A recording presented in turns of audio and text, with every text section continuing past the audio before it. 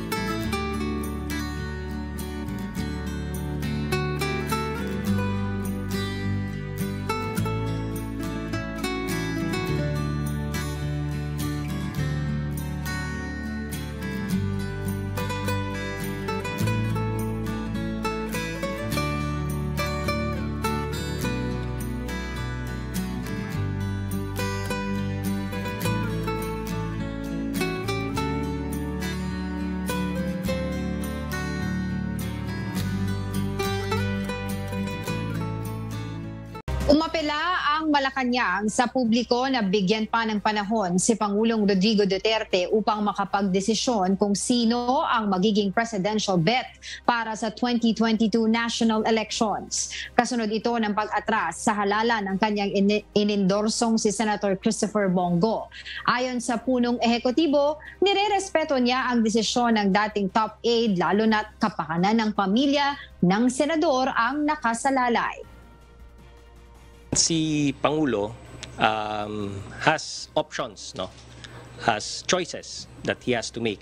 And we should give him the time to make those options, to make those choices, to make those decisions, and give him the leeway to make the announcement kung kinakailangan at kung kailan niyang gustong gawin, ay antayin na lang po natin si Pangulong Duterte. Matapos sabihin ni Senator Go na hindi na siya tutuloy sa pagkandidato, nanawagan ng mga kaalyado ng administrasyon na suportahan na lamang ang tandem ni dating Senator Ferdinand Bongbong Marcos Jr. at presidential daughter Davao City Mayor Sara Duterte. Sige ang chief black propaganda ng mga Pinklawan, si Bongbong Marcos po ay nandun sa Go Negosyo Candidatox para ihayag kung ano yung kanyang mga plano para maibangon yung ating bansa. Supposedly dapat ganito yung ganito dapat yung lahat ng mga kandidato. Kaya lang alam naman ninyo mas ginagusto nila mga kababayan nito, mga kalaban ni Bongbong Marcos, ang gumawa ng mga kwento. Basag sila kaagad. Kapon, mga kababayan, palabas sila uli ng kwento na hindi nagbayad ng penalty sa tax case si Bongbong Marcos. Ayun, basag agad. May resibo po, land bank. Ibinayad. You see? Kasi naghanap sila ng resibo sa korte. Hindi man po sa korte nagbayad. Ang boys po, ang nangungulikta, BIR, hindi man po yung. Government, he said, must provide assistance in processing and bringing products to market. This was what NFA used to do. Yung NFA ngayon, busy sa pag-import. Remember noon, NGA pa siya, National Grains Authority. Remember nung panahon, mga kababayan, na massive yung pagbili ng gobyerno ng produce galing sa mga farmers. And yung mga produce na yon, ibinibinta ng gobyerno through the Kadiwa centers sa mga barangay. pumupunta mismo doon para mabili ng mura. Kinontrol ng mga negosyante po yung National Food Authority. Negosyanteng from outside, private businessmen, tapos yung mga kaalyado nila na nandyan mismo sa agency. Ang mga policy, mga kababayan, is not serving the interest of the consumers, kundi kung ano yung interest ng malalaking negosyo. Yan ang problema, mga kababayan. You see, he added that the country must have a strategic supply of rice and not merely an importer of the commodity. He said, government initiatives such as the Food Terminal Incorporated in the Kadiwa stores demonstrated a successful vertically integrated solution to agricultural productivity.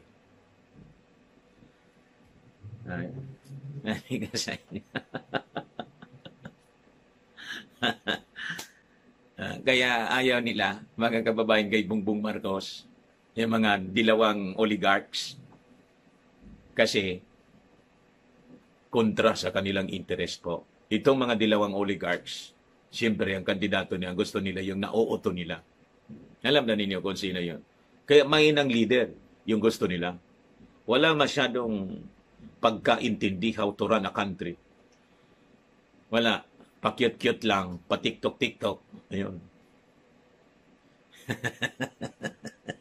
Para napapaikot nila sa kanilang mga kamay. Ayaw nila ng magaling tulad ni dating President Marcos at ngayon si Bongbong Marcos. Ayaw nila. Hindi niya tayo, obra niyan. Nakakaintindihan.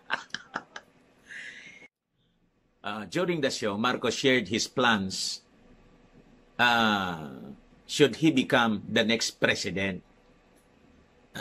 Among these are rationalizing taxes and allocating portions of the Internal Revenue Allotment o IRA to micro, small, medium enterprises. Ito yung kailangan natin eh. Bakit? Kasi tingnan ninyo, ang daming mga small, medium, micro, small, medium enterprises or MSMEs ang nagsara. Bakit nagsara? Alam na ninyo kung bakit nagsara. Ito ngayon, kasi naniniwala sila sa kasinungalingan nitong mga promotor nitong ano pa? Bakit hindi mo para hindi malagay sa problema itong bagong channel natin. Dante Talks. Diba? Para hindi malagay. Anyway, yung nasa isip ko po, alam kong nahulaan na ninyo kung tinutukoy ko. Itong krisis na itong ginawa ng nagpaloko yung ating gobyerno or actively participating in the agenda. Ano pa, mga kababayan? Strengthening the country's agriculture. Yun ang napaka-importante, mga kababayan, kasi alam naman ninyo kung ano yung sitwasyon natin sa agriculture ngayon. Di ba? Hindi masyado natutukan ng ating gobyerno. Never pa, mga kababayan, na na-achieve natin yung tinatawag na yung hindi tayo umasa sa import ng mga pagkain sa ibang bansa. Food security. Di ba? Transport sector in continuing President Duterte's Build program. Ay, yung mga construction. Di ba? So, importante yon na tuloy-tuloy lang. Kasi nai-program na yun eh.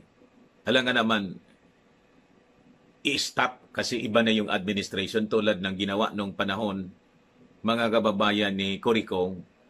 Ang daming mga napakagandang projects ang in-stop niya, including yung tawag doon, yung Bataan Nuclear Power Plant. Tingnan ninyo ngayon, napakataas ng presyo, mga kababayan, ng kuryente. Marcos reiterated the importance of MSMEs in helping the country recover from, ito nga po, people need jobs. Ayun. Ang daming nawala ng trabaho.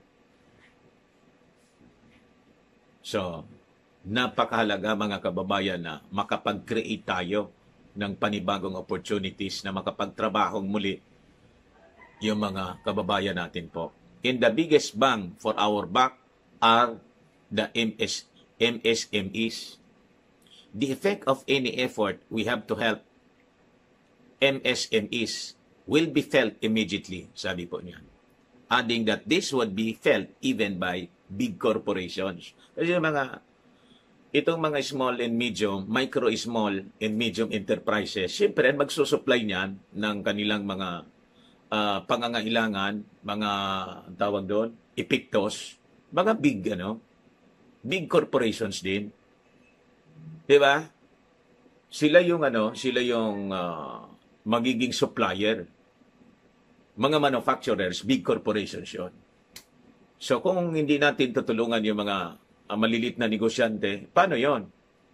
'Di ba? Naging dependent na lang sa ating gobyerno. So napakaganda ng programa, mga kababayan, paano ibangon ang ekonomiya ni Bongbong Marcos. Marcos said it has been a challenging year for MSMEs.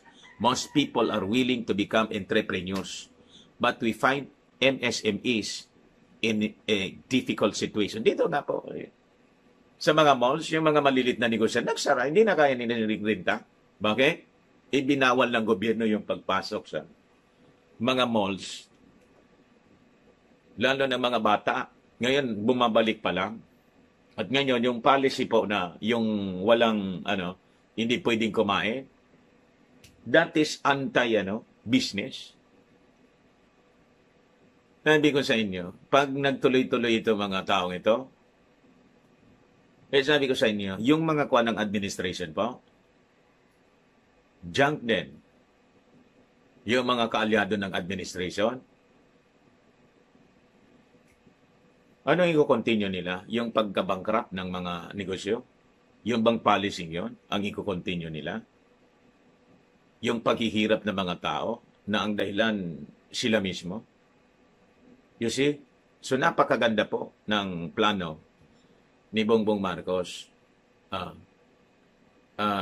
He said, explaining that most have used up their savings. Naubos, borrowed capital, and are now stuck in debt.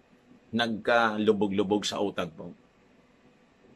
Kasi 2 years tayong praning. And will continue the pagiging paranoid kung hindi natin tatanggalin itong mga taong ito. Ayan ba natin sila na will continue sa kanilang trabaho sa gobyerno? We have to terminate them, mga kababayan.